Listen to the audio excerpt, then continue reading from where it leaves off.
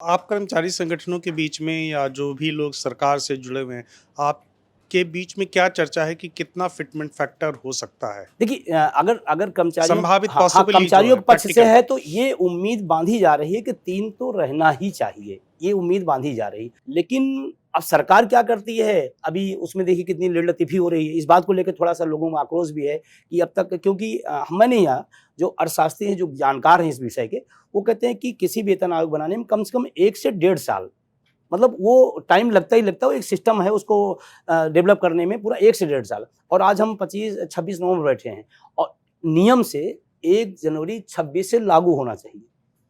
अभी कमेटियाँ बन रही हैं, फिर उसकी रिपोर्ट कब आएगी, फिर स्ट्रक्चर क्या तैयार होगा क्योंकि वो लंबा प्रोसेस है।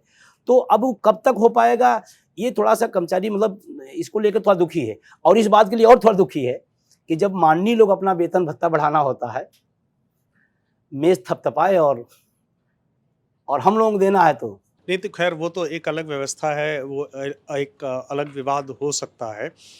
लेकिन मेरा सवाल ये है कि अगर सरकार ने प्रॉमिस कर दिया है कि 1 जनवरी 2026 से ही 8वें वेतन आयोग का फ़ायदा मिल जाएगा, तो फिर इसमें शक क्या है? चलिए 1 डेढ़ साल की देरी होगी लेकिन एरियर के साथ तो पेमेंट मिलेगा ना, जब मिलेगा एकमुश्त मिलेगा, मोटा अमाउंट मिलेगा। अब कोरोना काल का 18 महीने का जो है हम लोगों का आज तक मिला नहीं और उस समय कहा गया था कि जब भी स्थितियाँ बेहतर होंगी तो हम दे देंगे। 18 महीने का आज भी चाहे सेंटर का हो, चाहे वो स्टेट का कर्मचारी हो, आज भी वो इंतज़ार में है। अभी कोरोना बीते कितना समय हो गया है, अभी तक नहीं मिला। तो बहुत ज़्यादा तो आशान्वित नहीं है लेकिन मिल जाए तो अच्छी बात है, स्वागत करता हूँ। तो एक चर्चा ये भी चल रही है, आप उसकी पुष्टि कर सकते हैं कि जो 69 लाख पेंशनर्स हैं उनके लिए ये पे कमीशन कुछ काम नहीं करेगा, जो सर्विंग एम्प्लॉयज़ हैं उनके लिए ही काम करेगा। और जो शिव गोपाल जी हमारे साथ पिछले हफ्ते आए थे, तो उन्होंने भी टीओआर को लेकर काफ़ी अपनी आपत्तियां जताई थी। तो आपका आपका कोई असेसमेंट है इस पर? जी, बिल्कुल ये दुर्भाग्यपूर्ण है कि जो लोग अपनी सेवाएँ दिए हैं देश को और अपने इस विभाग को दिए हैं, उनको आप उस वेतन आयोग से बाहर कर रहे हैं, उनकी व्यवस्था से, उनकी सुविधाओं से बाहर कर रहे हैं, दुर्भाग्यपूर्ण है। और लास्ट में मैं बता दूँ जो रिटायर हो गए हैं, उनके पास सिर्फ़ और सिर्फ़ उसी पेंशन का सहारा है। आज के दौर में बेटा-बेटी कितना कर पा रहा है, अब हम सब उसी दौर से आते हैं या मैं तो दूसरी बात नहीं मैं अपनी बात कर रहा हूँ। हमको भी माँ-बाप ने पाला होगा, मेरा लाल है, मेरा पीला है और बड़े सपने पूरा करेगा, लेकिन हम कितना कर पा रहे हैं? मैं खुद महसूस करता हूँ, अपनी बात कर रहा हूँ। तो हम दूसरों से अपेक्षा जो बुजुर्ग हमारा है, वो अपने बच्चों से कितना महँगाई का जो दौर चल रहा है, तो वही पेंशन एक सहारा होता है। उसके भरोसे वो अपनी दवा है, बीमारी है, इलाज है, जो भी है या सामाजिक गतिविधियाँ उसकी, वो पूरा कर लेता है। अगर उसके सेक्टर से हटा करके जिस तरह से प्लानिंग चल रही है, वो बहुत दुखद होगा और फिर क्या होगा, उनका वेतन स्थिर हो जाएगा।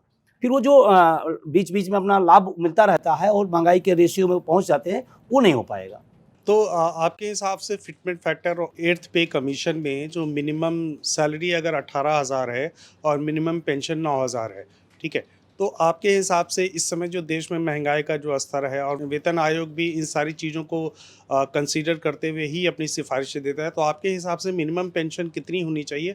और सरकार के साथ जो बातचीत हुई है, आप लोग का कोई रिप्रेजेंटेशन है कि भाई सैलरी की तो बात ज़्यादा होती है, लेकिन पेंशन कितनी होनी चाहिए मिनिमम? मैं तो कहता हूँ कि अ, किसी को भी मैं अपनी सेक्टर महँगाई के रेशियो से कोई भी चीज़ तय की जानी चाहिए। अगर महँगाई हमारे कंट्रोल में तो हमें नहीं, ये सरकार कंट्रोल कर सकती है। लेकिन अगर महँगाई की रफ़्तार बढ़ रही है, तो निश्चित रूप से चाहे सैलरी हो और चाहे पेंशन हो, उसी अकॉर्डिंग मिलना चाहिए, तभी वो अपने को कवर कर पाएगा। अगर नहीं हो पाएगा, मैं जहाँ सेक्टर में बैठा हूँ, अगर महँगाई आएगी, तो निश्चित रूप से यहाँ भी वेतन की उम्मीद आदमी करेगा, निश्चित रूप से करना भी चाहिए, हम जिस संस्थान में काम कर रहे हैं। तो महँगाई के अकॉर्डिंग अगर चीज़ें आगे आती हैं तो बेहतर है, अगर नहीं हो तो फिर वो धीरे-धीरे फिर आदमी अपनी जो उसकी आर्थिक स्थिति है वो डबाडोल होती जाती है और बीमारियों का आप देख ही रहे हैं। मैं तो देख रहा हूँ कि आज तक जितने भी लोग हैं, चाहे वो प्राइवेट सेक्टर के हों या सरकारी, तो बीमारी तो किसी के सेक्टर से नहीं मतलब है ना, बीमारी किसी को आ सकती है।